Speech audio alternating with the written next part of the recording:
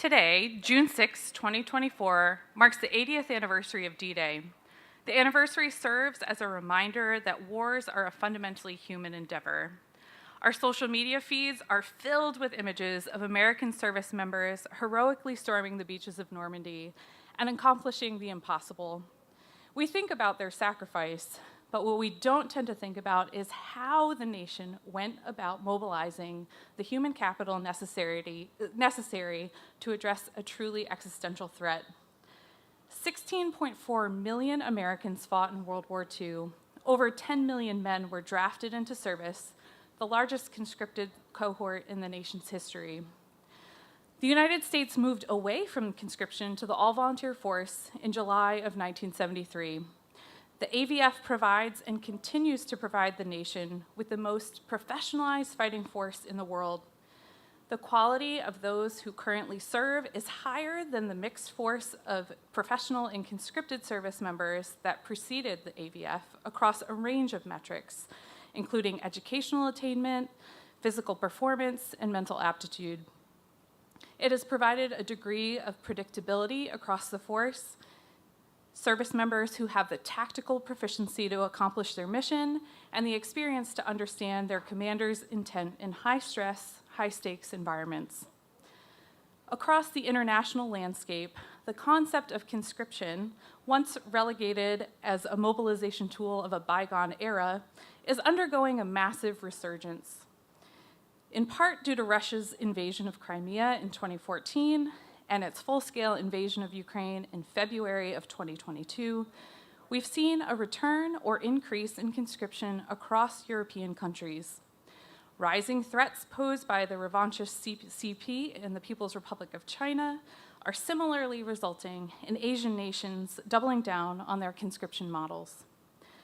The recent Russia-Ukraine war brings to light the critical nature of human capital in modern conflict and highlights the possibility that nations may need to mobilize their populations quickly. The resulting conflict has given military leaders, policymakers, and scholars insights into traditional warfare in a modern context. Both Russia and Ukraine face challenges in military recruitment and the complications attendant to conscription on the battlefield and across their societies.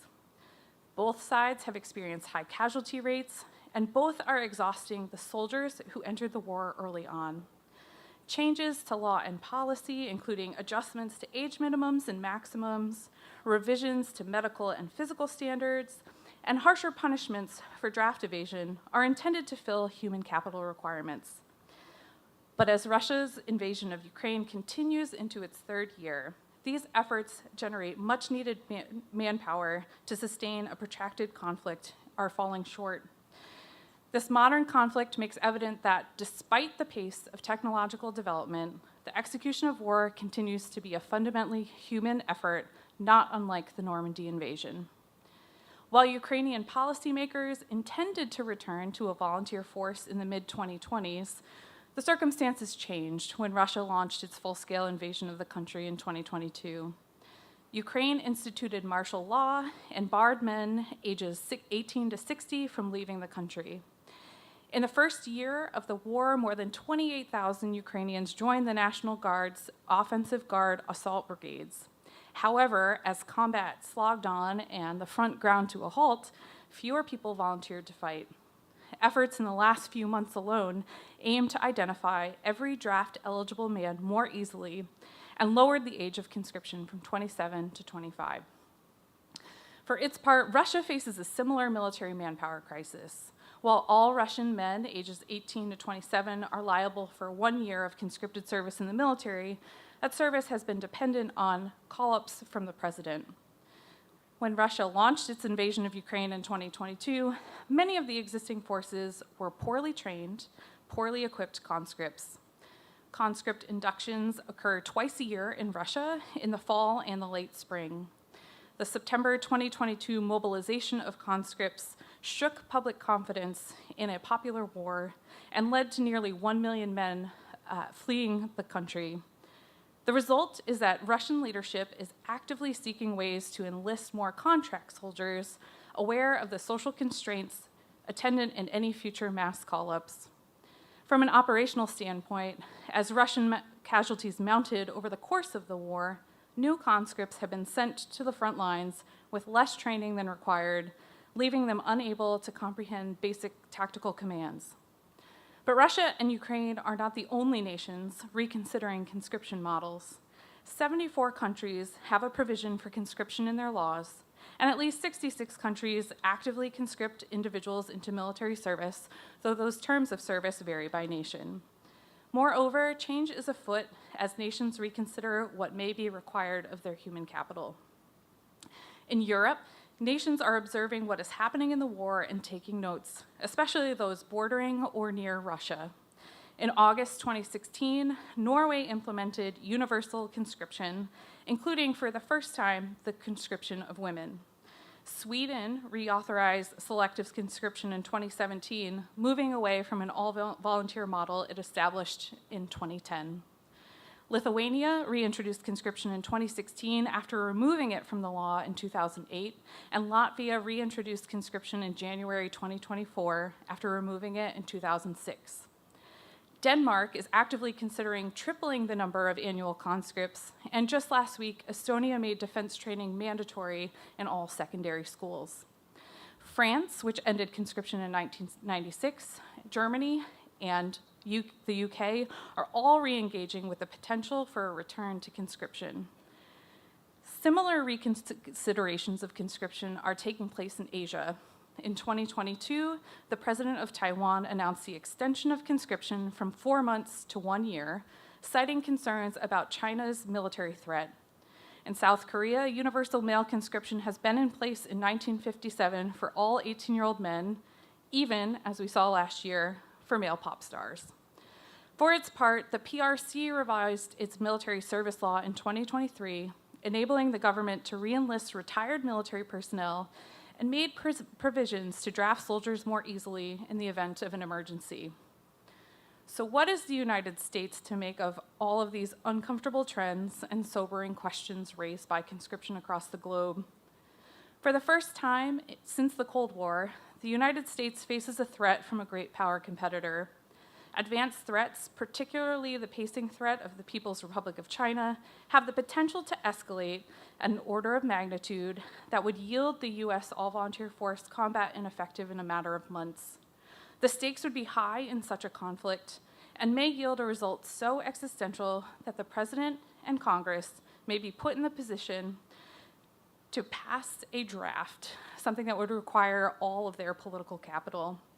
Yet the United States has not tested its ability to mobilize a draft since the transition to the all-volunteer force more than 50 years ago.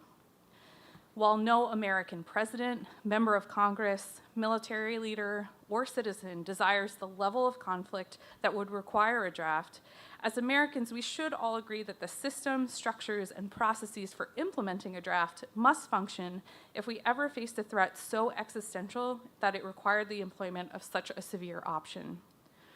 The foundational document establishing the U.S. AVF, the Gates Commission report, published in 1970, included one critical element that we often overlook when talking about the all-volunteer force.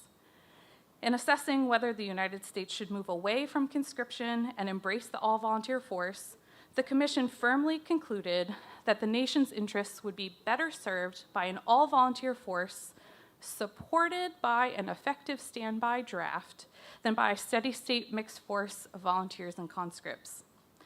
Because the nation has successfully been able to deter and defend itself from truly existential threats through a combination of military prowess, technological overmatch, and geography, we've also been protected from having to think about the difficult questions regarding the conditions that would require total mobilization in the face of an existential adversary.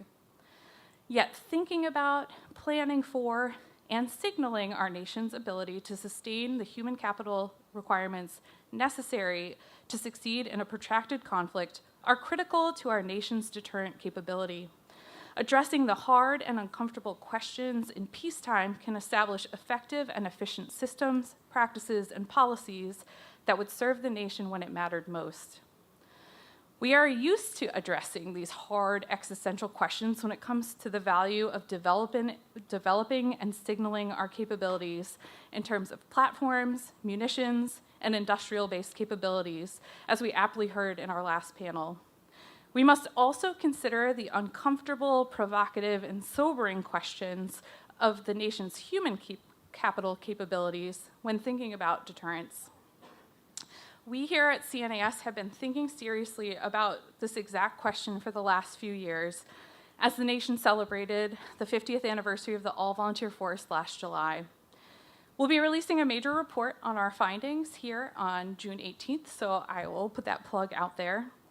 But as I leave you today, it is worth considering what role does the human capital element of warfare, so powerfully displayed by the valor of those soldiers 80 years ago today, play in deterring would-be adversaries from engaging in the scale of conflict that would require U.S. national support to mobilize the nation's most critical asset, its human capital. So, I will leave you to ponder that sobering question as we close out our day today, looking more deeply specifically at the Russia challenge. Up next, we'll host a special edition of Brussels Sprouts Live featuring Tom Wright, Special Assistant to the President and Senior Director for Strategic Planning on the National Security Council. Join my colleague Andrea Kendall-Taylor, Jim Townsend, and Tom Wright up next.